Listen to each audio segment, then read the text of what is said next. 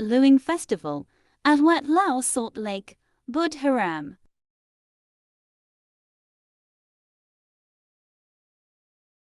ในกิจกรรมดังกล่าวจะมีการอุทิศส่วนกุศลทางคุณแม่ครูบาอาจารย์ก็ได้สู่สร้างความเป็นคุณแต่ที่ว่านอกจากนั้น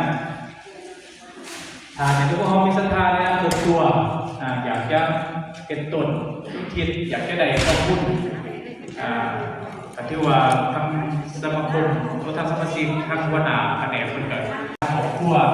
อยากจะมาให้ข้อมูลหรือว่าเป็นตนอุทิศก็สามารถมารวมกันกันได้เนาะเพราะว่าในนามสมาคมคือเรามีการทำเป็นกุศลอยู่ที่วัดแต่ว่าฐานในนามส่วนตัวครอบครัวอยากจะได้ข้อมูลอยากจะได้ตนอุทิศกับให้ติดต่อมาทำแผนกสร้างภารกิจสมโภชด้วยว่าทำก็เป็นครูบาอาจารย์เขาควรจะได้การเกี่ยวเพราะว่านักแต่ไปเป็นเวลาประมาณ2 อาทิตย์จะเป็นหอนมือนัดไม้แต่ที่พ่อดูการแก่ทำเอาตัวอย่างโยมสมาชิกทุกคนนะครับบุญศาสตร์เนาะสำหรับบุญแผนกสร้างภารกิจสมโภชทุกปีกันเป็นต้น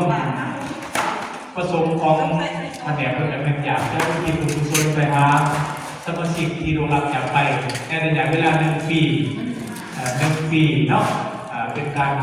สร้างอาชีพผู้ติดให้สมาชิกที่ได้เสียชีวิตไป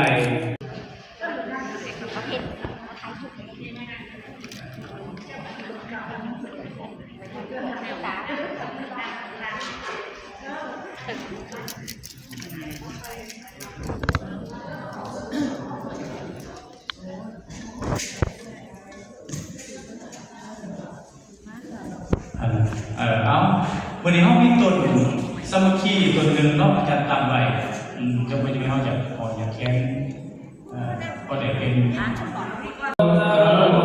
บุริสาธรรมสารติสัทธาเทวมนุสานังพุทโธภควาติอิติปิโสภควานังสัมมาสัมพุทโธวิสัจารณสังโฆสุขโตโลกวิทูอนุตตโรปุริสาธิสัทธาเทวมนุสานังพุทโธภควาติอิติปิโสภควานังสัมมาสัมพุทโธวิสัจารณสัมปันโนสุขโตโล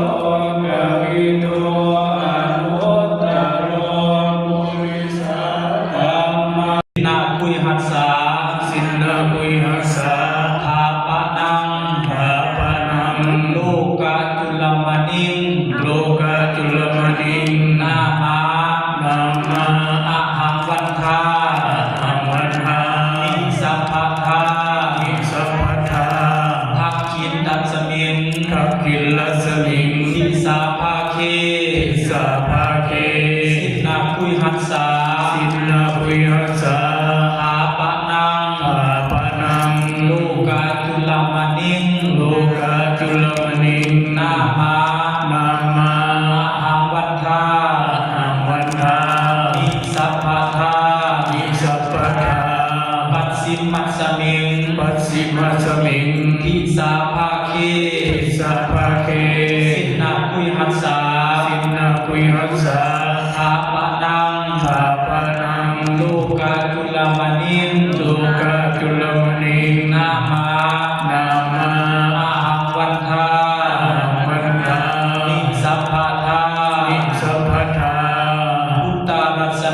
อุตตรัสมิงทิสาภาเคสินนาปุยหัสสาทาปะนังโลกาจุลมณิงนามาอะหังวันทานิสัพพะทาสาธุ อนุโมทามิ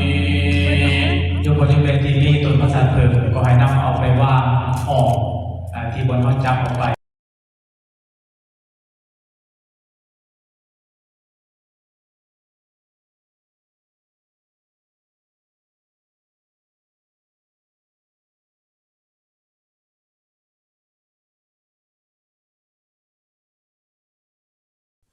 Thanks for watching.